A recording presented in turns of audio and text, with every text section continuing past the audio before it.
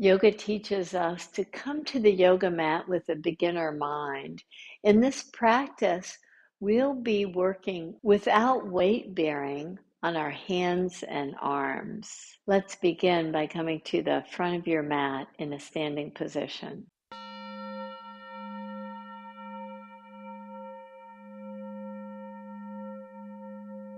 As you come to the front of the mat, stand tall with your feet parallel, with your toes nice and spread, your fingers spread. When you first came to the yoga mat, learning how to tone and engage in each pose, in every pose, including standing on 2 feet and standing tall in Tadasana,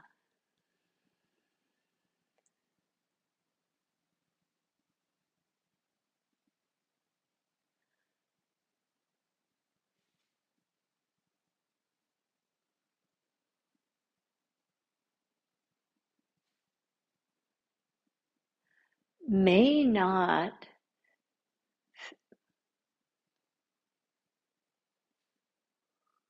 when you first begin your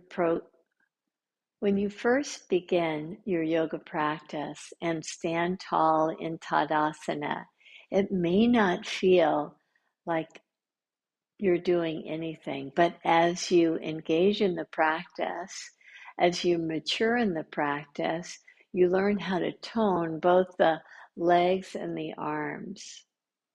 You come to learn about each pose that we do in yoga.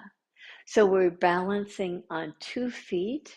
Now let's balance on 2 feet in a lunge. As you step your right foot back, balance yourself in such a way that the back heel lifts high, the front thigh draws down to place your hands right in front of your heart. As you draw your heart toward your hands, you open your chest really nicely.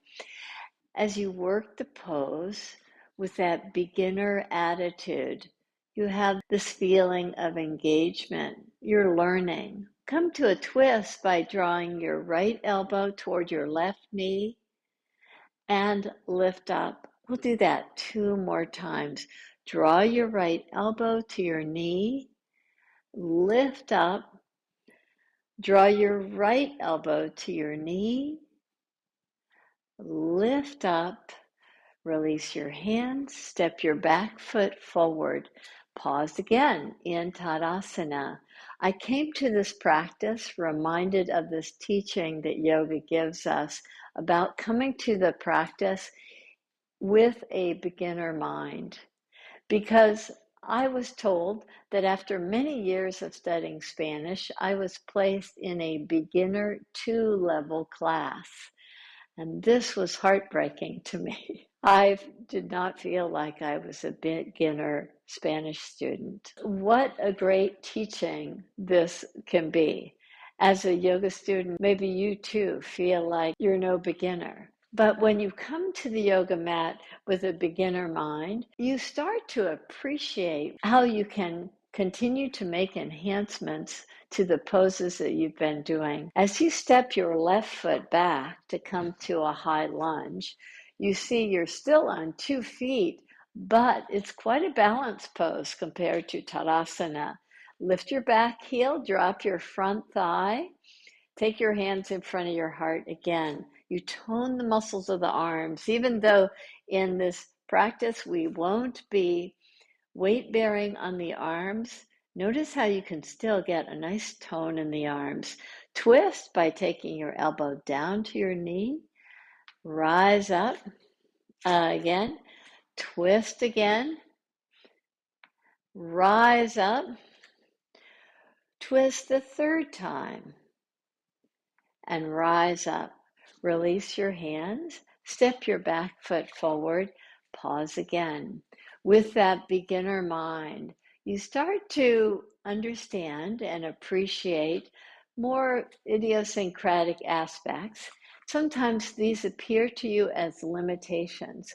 Rather than looking at these limitations, see how you can make refinements when you feel those idiosyncratic aspects come up in your practice. As you stand tall, inhale, take your arms up, reach your gaze up, reach your hands back. Exhale, release your hands down. Inhale, take your arms up and slightly back. Exhale, take your hands down. Inhale, reach up and back. Exhale, take your hands down. We'll go to something slightly more challenging to keep that beginner mind, which is balancing on one leg. As you bend your knees, take most of your weight to your right leg. Just come to tiptoes on your left foot and see about taking your ankle to the outer knee. And back again, and to Tadasana. Again, bend your knees. Take your ankle to the outer knee. Draw your knee down toward the earth. And tap it back to Tadasana. 2 more times. Bend your knees. Lift your foot up. Tap it to the outer knee. And down. 1 more. Bend the knees. Lift your left foot. Draw your knee back and down and release. Come to 2 feet. You feel very solid. Probably there's a fiery feeling in the right leg. Let's balance it out with the left leg. So bend your knees slightly. Some of us may just benefit from tapping the foot to the outside of the ankle. If you can, lift up your right leg, take the foot to the outer knee, balance, and release. And again, bend your knee, take your foot to the outer knee, and release. As you draw the tops of the thighs back, lift your foot up, take it to the outer knee, release your foot down. 1 more time with the knees bent, the tops of the thighs back, take the foot to the outer knee, and release. And come to a wide stance. As we come to a wide stance, turn your toes out. This certainly helps in the beginner mind because we don't do this external rotation of 2 legs. Bend your knees and look at your knees to see that the knees are pretty much right over the ankles as much as possible. Draw your pelvis down. Place your hands once again in this prayer position. Pull your feet in toward each other. As you pull your feet in toward each other with a refreshed mind of a beginner, see if you can just allow your pelvis to draw down more as you take your right elbow closer to your right knee. You might tap it. You can take your left elbow to the knee and tap it, or just come close. Just see if you can keep pulling your feet in toward each other as you go side to side, creating just a little bit more hydration in this connective tissue to the pelvic area as you draw side to side. Slow it down. Come back to the center position. Pull your feet in toward each other and lift yourself up. Release your hands. Parallel your feet. Turn your right toes out, and this time keep your left foot parallel to the back edge of the mat in that beginner mind, as if you've never done Virabhadrasana number 2 or Warrior 2 pose before. See if you can keep a nice engagement of the back leg. Drop your front thigh more. Reach your arms up. Now, this variation that we'll do on Virabhadrasana 2 has this just kind of pulse. It's not a bounce. You're just kind of drawing yourself just a little bit deeper in the pose. As you lift slightly out of the pose and drop yourself deeper into the pose, and slowly take yourself out of the pose to straight legs. Turn your right toes in. Look at the lineup of the left heel to the back arch as you turn your left foot out. Bend your knee once again, Virabhadrasana 2. You know the pose, but can you do this pose with a little variation, with this pulsation? The back leg stays rooted. You just create just a little bit more fluidity in the pose, in the area of the pelvis, keeping the back leg strong, dropping yourself maybe a little bit lower in the pose.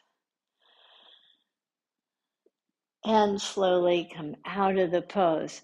You've done Warrior Two so much in your practice, but can you change it up a little bit to create just a little bit more engagement and more understanding of the pose? You start to see how you can work the side slightly different. So let's do the same in another yoga pose that you've done a lot with straight legs. Turn your right toes out, reach your arms up. Keep your back leg strong. Draw your right hand down toward your right foot. The hand is not on the floor or the shin. Take the lifted arm to the waist. And keeping the back leg strong with the left hand at the waist, you can feel how engaged your side body muscles are. And now do that same sort of pulsing action. As you draw down, you don't want to draw too far, but notice how you're starting to feel the inner thigh muscles while you still have this nice engagement of your side body muscles. Reach your left arm up if you like that engagement. Inhale, rise up. Exhale, release your hands. Turn your right toes in, your left toes out. Even though you've done this pose so much over the years, just kind of notice how as you take a little variation to the pose, again, the bottom hand is not on a block or a shin bone. Take your lifted hand to the waist, and same thing. You come to this pose as if you are that beginner student, just observing how the side body muscles get so strengthened. You're lengthening the inner thigh muscles as the back leg stays strong. These easy pulsations just allow you to tune in to different areas of the body as you take the back heel very firmly into the earth. Inhale, lift yourself up and have your feet parallel. Just heel toe your feet in toward each other to come to Tadasana with your feet hip distance apart and the legs engaged. Release your hands. See how you can check into the openness of the pelvis as you come down toward a squat. For many of us, squats are quite challenging. Tuning into that beginner mind to come to a squat is quite important. As you come to a squat pose, you have to customize for your practice. For some of us, coming slightly down works. For some of us, we can come all the way down to make it to the mat seated. I like using a blanket in the seated positions. And as you come to a seated position, on a blanket or not, you can lift your feet up in the way that we did when we were on one leg. We'll now balance on our sit bones and allow ourselves to come to a very similar type of action here. So take your right ankle just to the outer left knee and slowly come to a seated pose where you're drawing forward. You may want to look at this action here so that you can get it. First, you balance with both feet lifted. We'll do several repetitions like we did on the standing balance pose.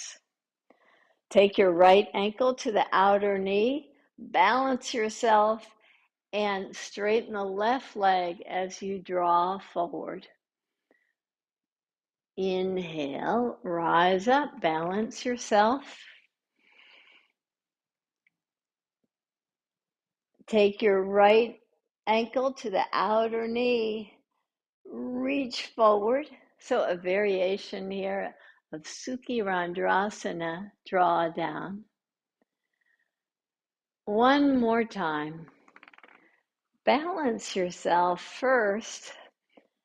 There are many variations. You can bend your knees or straighten your legs if you wish.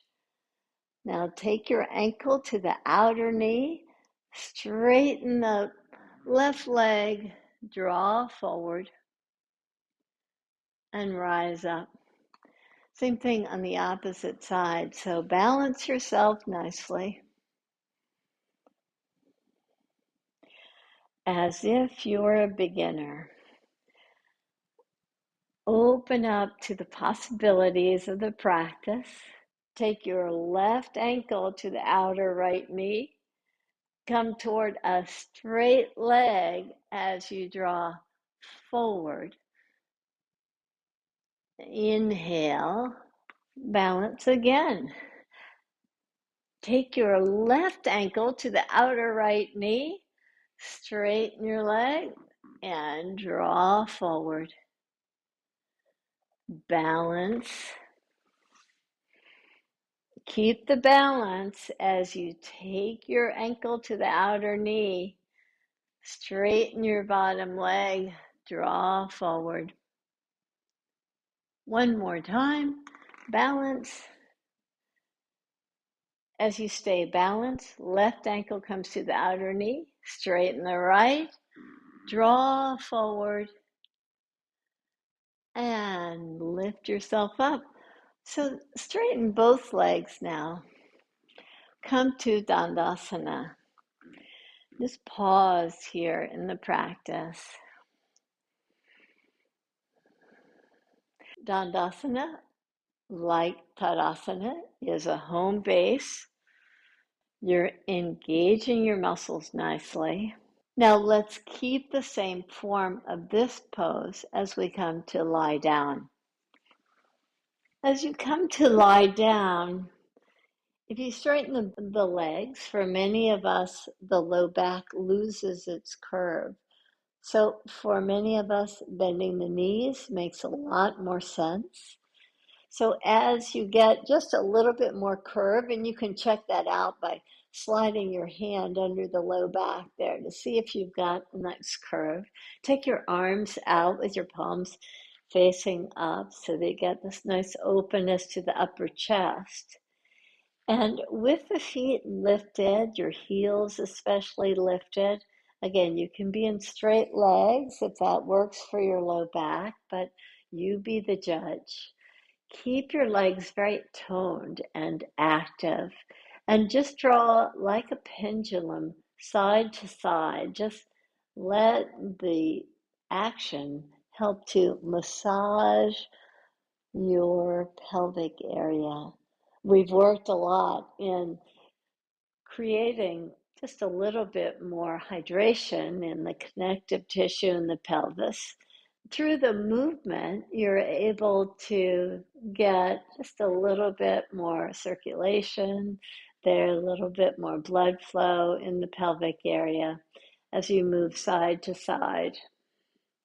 In the same way that we did in the standing balance pose and the seated pose that we just did, come back to stillness in a similar manner to what we did when we were standing and seated. Take your right ankle to the outer knee, bend your left leg, and place it on the floor. Draw your knee, right knee, away from your face. Lift your legs up again. Engage. Just draw side to side. Now, lift your feet up. Same thing. Bend your right knee. Take it to the outside of the ankle and place your left foot on the floor. Draw your right knee as far away from your face as possible. Lift your feet up. Engage the legs. Bend the right knee. Place the ankle to the outer knee.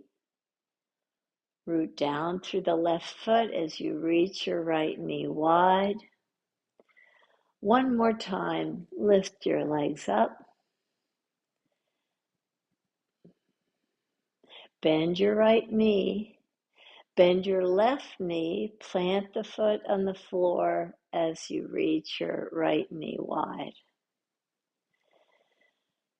Now lift both feet straight up with straight legs or slightly bent legs. Just move side to side again. So you've got this nice engagement of the abdominals, a slow movement of the legs so that you can do the movement to the opposite side here. Bend your left knee, place the foot to the outer right knee and draw your right foot down, extend your knee. Inhale, lift your feet up. Bend your left knee. Park the foot. Park the right foot on the earth and draw from the pelvis to the knee. Lift your feet straight up. Bend your left knee. Take your foot to the outer right knee. Draw down, reach from the pelvis to the knee. Reach your feet straight up. These repetitions just allow you to just create a little bit more knowledge here about the pelvic area as you park your right foot and reach your left knee out. Take both legs straight up toward the sky again and just move side to side. This practice where the arms and hands are not weight bearing takes a lot of emphasis on the pelvic area, the abdominal engagement, but most importantly, on how we can do these movements that we've done a lot of times in yoga classes, how we can approach these movements with a beginner mind. As you're ready, you can come to a place of stillness. Extend your feet out. Release your legs nicely. Have your arms to your side. And even in this resting pose, Shavasana, you come to it with a beginner mind, as if this is the first time you've had this experience of pausing to restore, of pausing to integrate the movements that we did, of pausing to focus on your breath,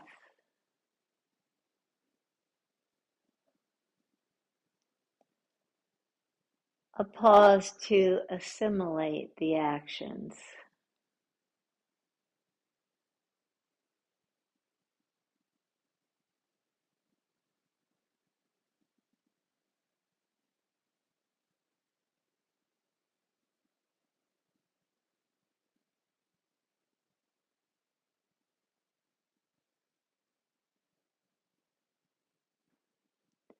You breathe in deep.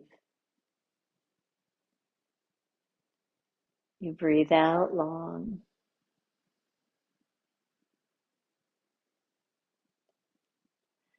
You breathe in deep.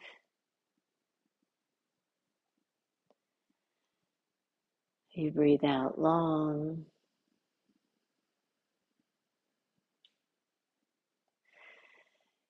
You attune to the steady and evenness in the flow of the breath.